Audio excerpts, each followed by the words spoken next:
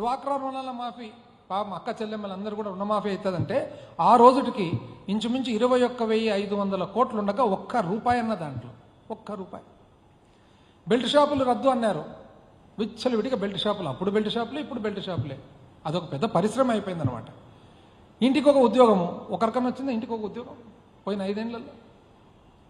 కళాశాల విద్యార్థులకు ఉచితంగా ట్యాబ్లెట్లు, ఒక కంప్యూటర్ని ఎక్కడైనా ట్యాబ్లెట్ ఇచ్చినారా? ఇవ్వకపోగా మేమిస్తే మళ్ళీ దాన్ని పేరు పెడుతుంది. గుడిసెలు లేని ఆంధ్రప్రదేశ్ అంట. అంటే ఇప్పుడు లెక్క ప్రకారం 2014 నుంచి 19 లోపల గుడిసెలే ఉండకూడదు, లేవండి? ఎన్ని ఇండ్లు కట్టినారు సార్? ప్రతి నియోజకవర్గంలో వృద్ధాశ్రమాలు ఉన్నాయి ఎక్కడన్నా? బ్యాంకులో కుదోపెట్టిన మహిళల బంగారాన్ని ఇంటికి తెచ్చిస్తామన్నారు.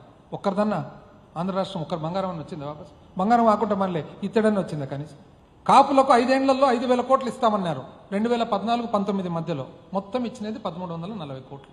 నిరుద్యోగ యువతకు 1000 నుండి 2,000 వరకు నిరుద్యోగ భృతి, ఇప్పుడు 3,000, అప్పుడు 1000 నుంచి 2,000. ఎంతమందికి వచ్చిందండి? తల్లికి వందనంకు ఈ బడ్జెట్లో 12,450 కోట్లు అవసరం ఉంటుంది. ఎంతండి కేటాయింపులు చేసినది? 5,386. తల్లికి వందనం లేనట్లే కదా ఈ సంవత్సరం. దీపం అవసరం ఉండేది 3,955 కోట్లు, అంటే ఇంచుమించు 4,000 కోట్లు అవసరం ఉంటే ఈ సంవత్సరం కేటాయించినది ఎంత? బడ్జెట్లో 895 కోట్లు.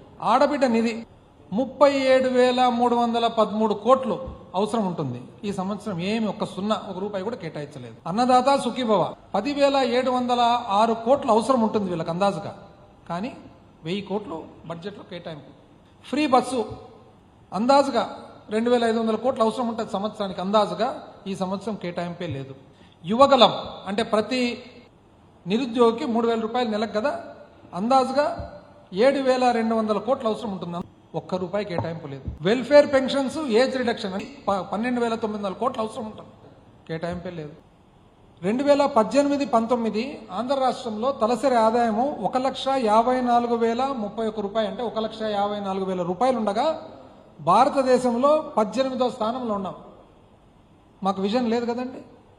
కానీ 2022-23కి వచ్చేటప్పటికి 2,19,881, అంటే ఇంచుమించు 2,20,000 పెంచి ఆంధ్ర రాష్ట్రం 18 నుంచి 15వ స్థానానికి పెరిగినాం.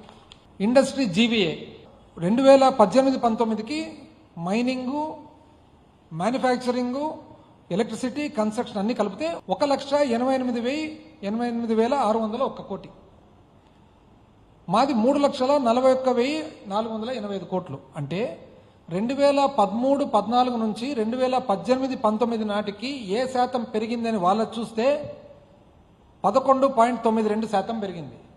కోవిడ్ ఉండి కూడా జగనన్న అమ్మఒడి ఇస్తామని చెప్పినాం, ఇంటింటికి 15,000, అంటే 45 లక్షల మంది తల్లులు ప్రతి సంవత్సరం పొందినారు. అవునా కాదా? జగనన్న విద్యా దీవెన కింద ఇంచుమించు 27 లక్షల మంది విద్యార్థులు పొందినారు. వైఎస్ఆర్ రైతు భరోసా కింద 53,50,000 మంది రైతులు రైతు భరోసా వచ్చిన మాట వాస్తవమా కాదా? పెన్షన్ కానుక కింద వృద్ధులందరూ కూడా 66 లక్షల మందికి చెప్పిన ప్రకారంగా ఇచ్చిన మాట వాస్తవమా కాదా?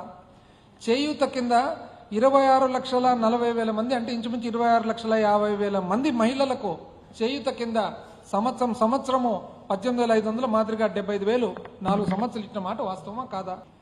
వైఎస్ఆర్ ఆసరా కింద 79,000 మంది అక్క చెల్లెమ్మలకు 27,000 కోట్లు అందాజుగా ఉంటే 4 విడతల్లో మాఫీ చేసిండేది వాస్తవమా కాదా? ఇంచుమించు 21 లక్షల మంది ఇండ్లు లేని వాళ్ళకందరికీ కూడా ఇండ్లు కట్టేది ప్రారంభం చేసిన మాట వాస్తవమా కాదా?